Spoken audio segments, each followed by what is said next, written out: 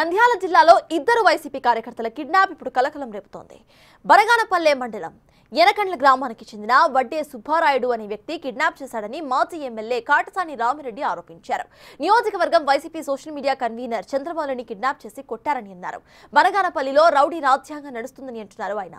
పోలీసుల నిర్లక్ష్యం వల్లే ఈ ఘటన జరిగిందని అంటున్నారు. తమ ప్రభుత్వం ముందనే ధైర్యంతోనే టీడీపీ వాళ్లు వైసీపీ కార్యకర్తలపై దాడులు చేస్తున్నారని అన్నారు. ఇంతటితో ఆపకపోతే మునుముందు జరిగే దానికి తాము బాధ్యులం కాదని హెచ్చరించారు. ఉదయం నుంచి కూడా బనగానపల్లెలో ఎనకల్ల గ్రామానికి చెందినటువంటి సుబ్బరాయుడును ఈ యొక్క మంత్రి బీసీ జనార్దన్ రెడ్డి అనుచరులు బలవంతంగా జీపులో కొట్టుకుంటూ తీసుకొని పోవడం జరిగింది.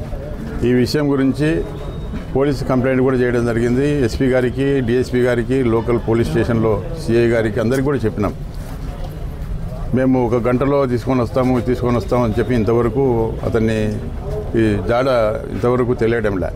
మళ్ళీ రెండవసారి ఇప్పుడు మౌలి ఆచార్య అని చెప్పి ఈ యొక్క బనగానపల్లి నియోజకవర్గానికి సంబంధించి సోషల్ మీడియా కన్వీనరు ఆ అబ్బాయి ఏదో ప్రింటింగ్ ప్రెస్ పెట్టుకొని ఏదో జీవనం చేస్తూ ఉన్నాడు. ఉదయం నంద్యాల రూట్లో మరి ఆయన ఫ్రెండ్స్ తోటి ఉండడం వల్ల ఈరోజు బలవంతంగా అతన్ని తీసుకొని పోయి బీసీ జనార్దన్ రెడ్డి కాంపౌండ్లోకి తీసుకొని పోయి ఈ యొక్క కట్టెలు కర్రలు రాడ్లతో ఇష్టం వచ్చినట్టుగా తల మీద, ఏళ్ల మీద, మరి కాళ్ళ మీద కొట్టడంతో తీవ్ర గాయాలు కావడం జరిగింది. మేము మొదటి నుంచి కూడా పోలీసులకు విజ్ఞప్తి చేస్తూ ఉన్నాం. అయ్యా, ఈ యొక్క బనగానపల్లెలో ఈ విధంగా రౌడీ రాజ్యం నడుస్తూ ఉంది.